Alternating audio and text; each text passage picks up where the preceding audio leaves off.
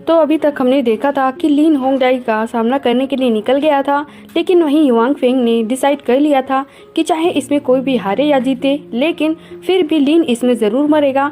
इसके बाद अगले सीन में हम देखते हैं कि कोई टेलीपोर्टेशन फॉर्मेशन एक्टिवेट होने लगती है और एक लड़का लिन को अपने साथ में लेकर यहाँ पर आ जाता है। जिसके बाद हम देखते हैं कि सेन चुआन यहाँ पर इनका वेट कर रही थी और फिर वह कहती है कि ये ज़रूर ही जेंगन्यू होगा। फिर वो कहने लगती है कि मेरी डॉटर ह्यूमन डॉ इमोर्टल सेक्ट की डिसेबल है और मेरे मास्टर ने मुझे बताया कि तुम सुजाकू में नए हो, इसलिए मैंने तुम्हारे लिए सारी चीजें अरेंज कर दी है। इसके बाद हम देखते हैं कि वो अपने पावर का यूज करती है और इस तरह से उसने यहाँ पर 2 फ्लाइंग बीस्ट को बुला लिया था। जिसके बाद हम देखते हैं कि लिन भी इसके लिए रेडी हो जाता है और फिर वो एक साथ में यहाँ से जाने लगे थे। तभी लिन कहने लगता है कि यूजीआर में जो सुजाकू किंगडम के बारे में डिस्क्रिप्शन है वो उतना डिटेल नहीं है, लेकिन आज तो मैंने इसे खुद अपने आंखों से देख लिया और इसलिए ये तो सच में एक्स्ट्रा ऑर्डिनरी है। तभी सेन चुआन कहने लगती है कि मैंने सोचा था कि इस सेक्ट के पास में कोई बहुत ही पावरफुल एम्परर होगा, लेकिन असल में यहाँ पर तो ऐसा कुछ भी नहीं है। लेकिन तभी हम देखते हैं कि वो लिन को इस जगह के बारे में बताने लगती है और फिर उसे कहती है कि तुम्हारे नीचे की जगह पूरे सुजाकू स्टार का सबसे बड़ा लैंड मास है। फिर वो आगे कहती है कि यहाँ पर 4 कल्टीवेशन कंट्री हैं जिनका नाम है सुजाकू, अजू ड्रैगन, चियानहून और पिलू।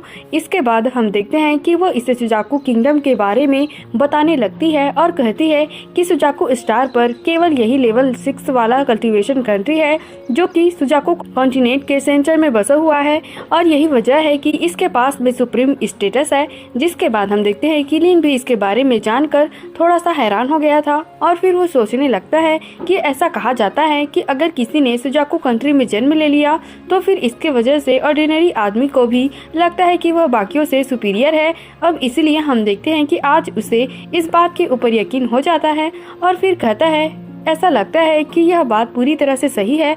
लेकिन तभी हम देखते हैं कि वह यहाँ के सेक्ट के बारे में भी जानने के लिए एक्साइटेड हो गया था और फिर वो सेन चुआन से पूछता है कि सुजाकू किंगडम में कौन कौन से सेक्ट हैं।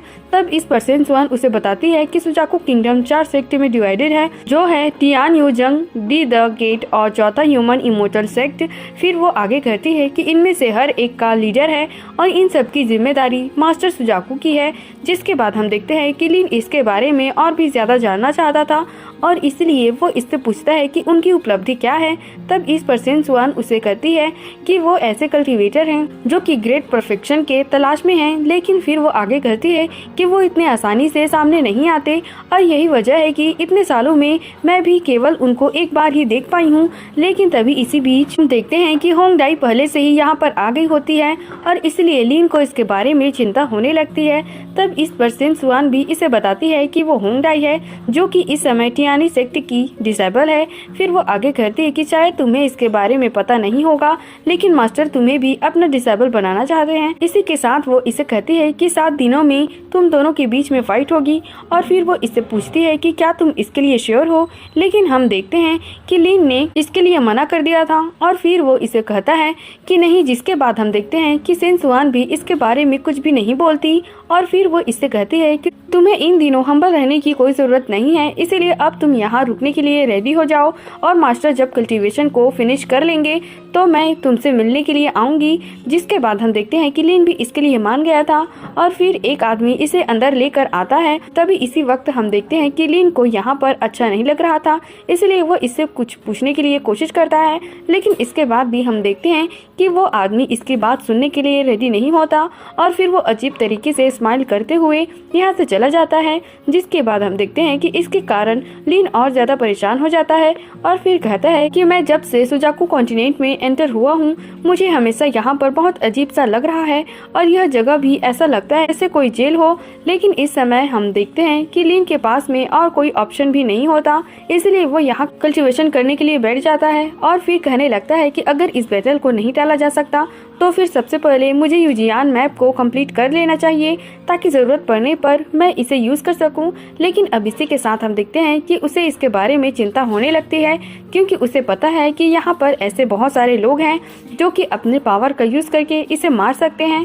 तभी हम देखते हैं कि वो होंग डाई के साथ हुए बैटल के बारे में भी याद करने लगता है और कहता है कि हाथ के कट जाने की वजह से वैसे भी वो मेरे ऊपर काफी गुस्सा है, जबकि इसके अलावा दोनों साइड के अपने अपने ओपिनियन हैं। इसलिए मुझे समझ में नहीं आ रहा है कि वो हम दोनों में से किसी को चुनना चाहता है या फिर उसके पीछे उसकी कोई साजिश है। लेकिन हम तभी देखते हैं कि ये लोग यहाँ पर आकर बैठ गया था। इसलिए लिन इस बात से काफी हैरान हो जाता है और फिर कहने लगता है कि यह आदमी बिना मेरे नज़र में आए यहाँ पर एंटर हो गया, जिसका मतलब है कि यह बहुत ही पावरफुल होगा और कहीं ऐसा तो नहीं कि ये ह्यूमन दाओ इमोर्टल सेक्ट का मास्टर है। मगर वहीं हम देखते हैं कि यह लोग इससे कुछ भी नहीं कहता और वह बड़े आराम से अपने चाय को पी रहा था। तभी अचानक से हम देखते हैं कि वह अपने कप को नीचे रख देता है, जिसे देखकर लिन ने भी अपने पावर को एक्टिवेट कर लिया था ताकि अगर वो इसके ऊपर अटैक करे तो वो भी अपने पावर का यूज करके उसका सामना कर सके। लेकिन हम देखते हैं कि ये लोग असल में इसे कुछ भी नहीं कहता और फिर वो चुपचाप वहाँ से चला जाता है। जिसके बाद हम देखते हैं कि लिन चेक करने के लिए वहाँ पर आता है और फिर देखता है कि टेबल पर कुछ है। जिसके बाद हमें पता चलता है कि वहाँ पर असल में कुछ लिखा हुआ था, जिसका मतलब था कि चाहे कुछ भी हो जाए लेकिन यह जीत बिल्कुल ही जरूरी है और इसीलिए अगर तुम इसमें हारे तो मारे जाओगे। इसके बाद अगले सीन में हम देखते हैं कि दोनों की फाइट स्टार्ट होने वाली थी, इसलिए वे दोनों यहाँ पर आ गए होते हैं। जिसके बाद हम देखते हैं कि बाकी लोग भी इनके मैच को देखने के लिए एक्साइटेड होते हैं और कहने लगते हैं कि आज तो इन दोनों के बीच में फाइट होने वाली है, जिसमें से दोनों ही बहुत पावरफुल हैं और इसीलिए ऐसा लगता है कि इनके बीच में बहुत ही शानदार फाइट होगी। तभी इसी बीच हम देखते हैं कि यहाँ कोई पावर एक्टिवेट हो जाती है, जिसे देखते ही सभी रिस्पेक्ट देने लगते हैं और फिर पता चलता है कि यह कोई और नहीं बल्कि मास्टर सुजाकू हैं। जिसके बाद हम देखते हैं कि मास्टर सुजाकू भी सबके सामने आ गया था और उसके साथ में उसके दोनों डिसेबल भी होते हैं। लेकिन वहीं उधर हम देखते हैं कि लिन इसे बड़े ध्यान से देख रहा था और फिर कहने लगता है कि ये आदमी तो यून क्वेजी के जैसा लग रहा है। लेकिन वहीं हम देखते हैं कि मास्टर सुजाकू को इसके बारे में कोई चिंता नहीं होती और वह अपने जगह पर जाकर बैठ गया था। जिसके बाद इसे देखकर बाकी सभी लोग भी काफी एक्साइटेड हो जाते हैं और कहने लगते हैं कि आज तो खुद मास्टर सुजाकू भी यहाँ पर आ गए हैं। इसके अलावा उनके दोनों फेवरेट डिसेबल भी यहाँ पर आए हुए हैं और इसीलिए ऐसा लगता है कि आज का कंपटीशन बहुत ही शानदार होगा।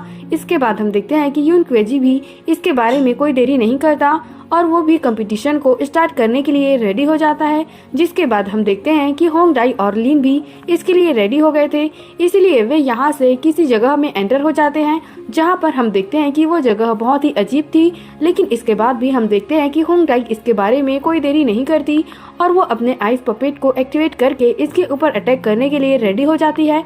लेकिन इसके बाद भी हम देखते हैं कि लिन ने अपने आप को बचा लिया था, जिसकी वजह से वो इसका कुछ भी नहीं कर पाती। मगर अभी भी हम देखते हैं कि होंग डाई इसे इतने आसानी से छोड़ने वाली नहीं होती और इसलिए वो फिर से आइस पपेट का यूज करके इसके ऊपर अटैक करने लगती है। लेकिन वही हम देखते हैं कि लिन भी इतने आसानी से हार मानने वाला नहीं होता और इसीलिए वह भी अपने पावर का यूज करके इसके ऊपर अटैक करने के लिए कोशिश करता है। लेकिन हम देखते हैं कि उसकी यह पावर आइस पपेट के सामने कुछ भी नहीं कर पाती। जिसके बाद हम देखते हैं कि लिन भी इस बात से परेशान हो गया था और फिर कहता है कि होंग डाई की कल्टीवेशन मुझसे हाई है, जिसकी वजह से मैं उसे केवल एक अटैक में ही नहीं मार सकता।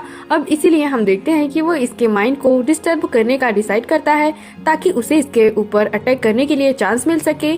तभी होंग डाई उसे कहने लगती है कि आइस कोट एक ऐसा मैजिक वेपन है जिसे मेरा स्नो कंट्री पिछले 500 सालों से बना रहा है और इसीलिए आज तुम इसके हाथों मरने के लिए रेडी हो जाओ।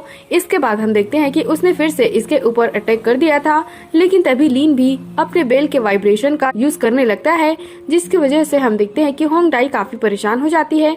लेकिन इसके बाद भी हम देखते हैं कि उसने अपने आप को शांत करा लिया था और वो फिर से आइस कोट का यूज करके इसके ऊपर अटैक करने लगती है। जो सीन दिखाते हुए यह एपिसोड यहीं पर खत्म हो जाता है। तो अगर आपको एक्सप्लेनेशन अच्छी लगी हो तो हमारे चैनल को सब्सक्राइब और लाइक जरूर करना। Thanks for watching.